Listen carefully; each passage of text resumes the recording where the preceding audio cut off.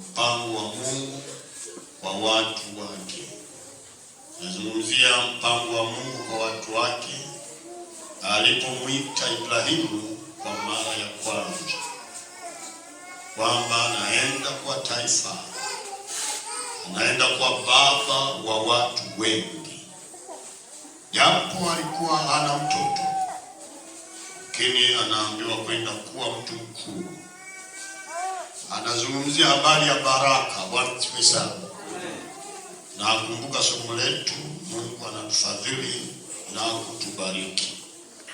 Kwa hiyo unakuta anaanza kuonyesha namna ya vile ambavyo Mungu mwenyewe anavyotufadhili. Soma ule mstari wa kwanza, sema Mungu na atufadhili na kutubariki na kutuangazia uso wake. Lakini mstari wa pili anasema njia yake ijulikane duniani, wokovu wake kati ya mataifa yote. Wokovu wa Mungu uende katika mataifa yote. Sema amina. Kwa hiyo unakuta ni mpango kamili ambao Mungu anaufanya, na maandiko haya yanatuonyesha hivyo. Lakini tusome Mwanzo 12:1-3. Kitabu cha Mwanzo sura ya 12 mstari wa kwanza hadi ule wa 3. Mwanzo 12 mstari wa kwanza hadi ule wa 3. Bwana akamwambia Abrahamu,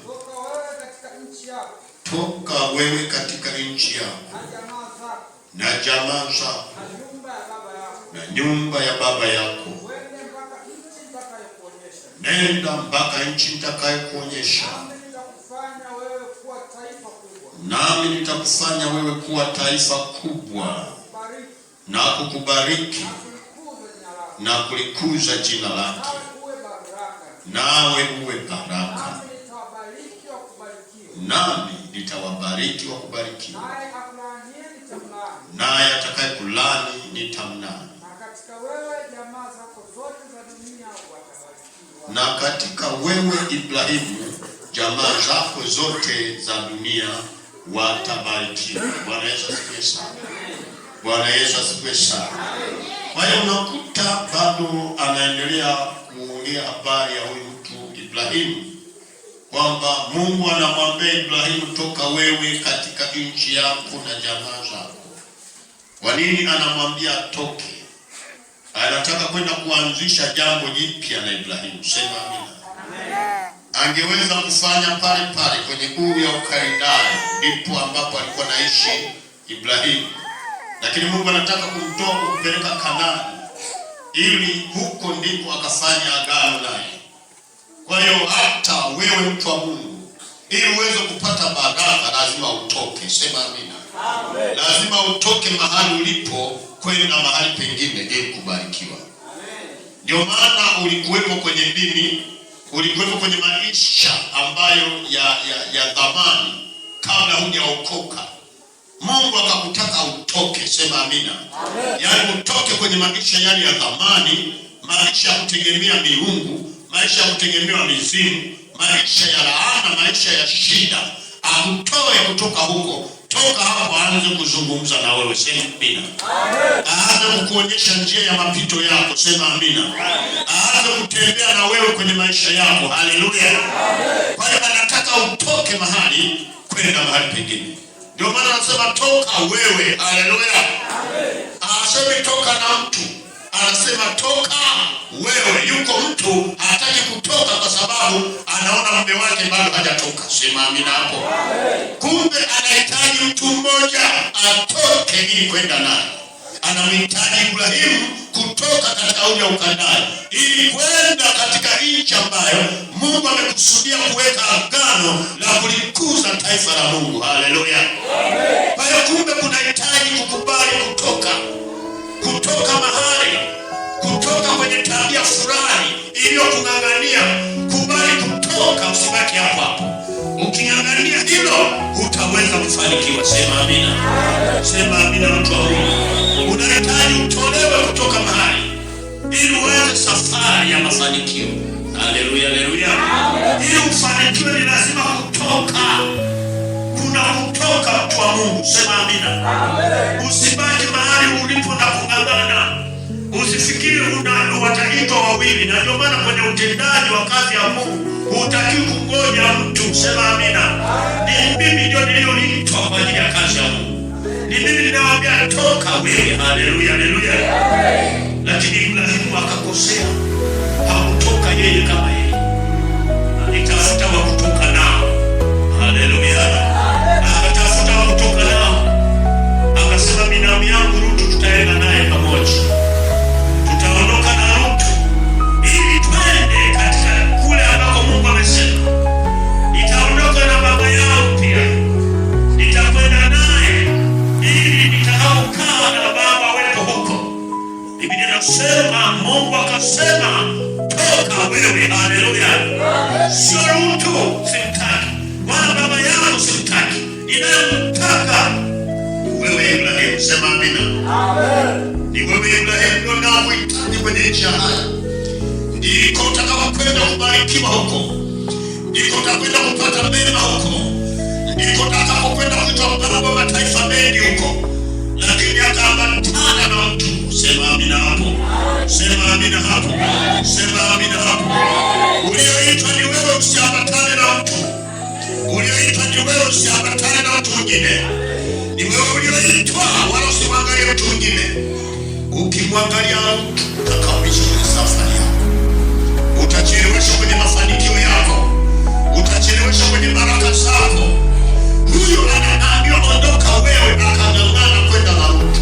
Akang'ang'ana kwenda na baba yake. Lakini alipoanza safari, Mungu akamua baba yake akafa. Najua yakienda ni kikwazo. Nataka kufundisha mambo ya mila. Shikiliana sisi mila yetu ilikuwa hivi. Taratibu yetu ilikuwa hivi. Huyo unamsikiliza huyo. Mimi ndio baba yako. Ndio kunisikiliza. Akasema nitaua.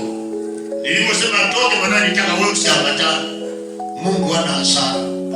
Ukingangana kwenye jambo atakuua. Ni afadhali kutoka kama ulivyo. Sema amina. Ukimngangania watu ataenda kufa kwa sababu sio yeye. Ondoka wewe kama ulivyo. Sema amina. Kwa hiyo akawa ameng'ang'ana akafa njiani. Rutu akaambatana, lakini Biblia inaonyesha walipokuwa wamefika kwenye nchi ile, Mungu hakusema na Ibrahimu kabisa. Haleluya, haleluya. Mpaka walipogombana na kutengana, ndipo Mungu anamwambia Ibrahimu, akasema naam, niko hapa, toka nje. Anatoka na siku naliona anga. Unaona ilivyo wewe, unahesabu nyota hizo za mbinguni. Anasema 1, 2, 3, nyingine imeongezeka baba, imenichanganya. Anamwambia nyingine ilitoka nyekundu imekuja tena kijani, sijui yenyewe. Anasema unaweza kuhesabu?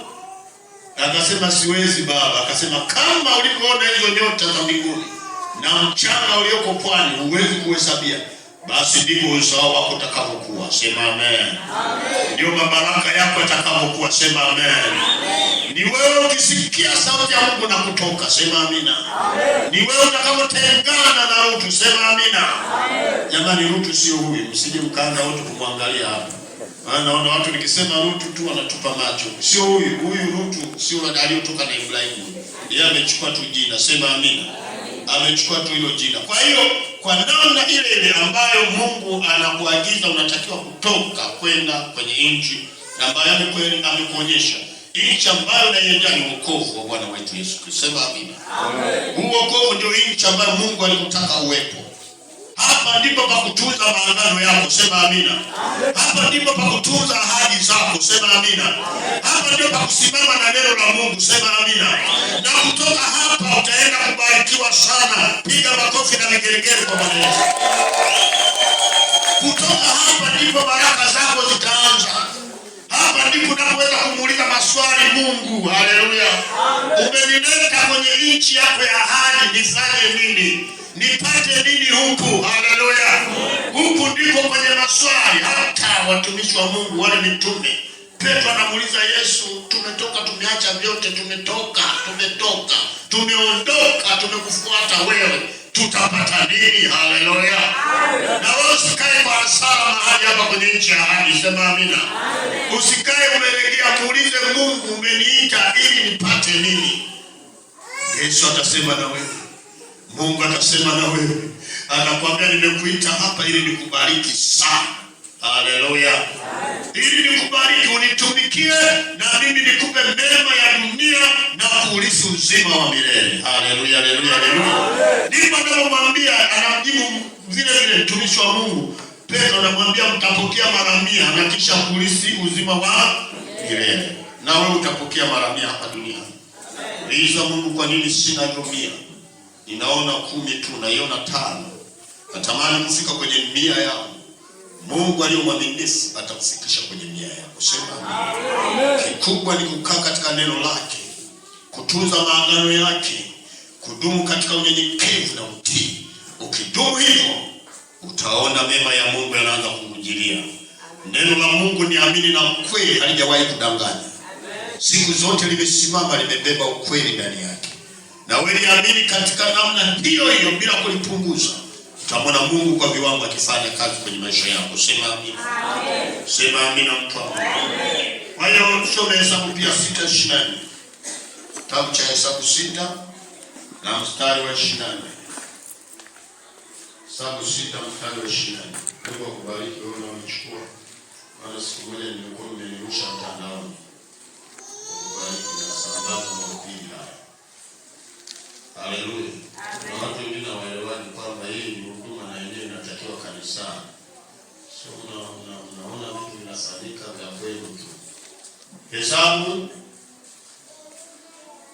6:24.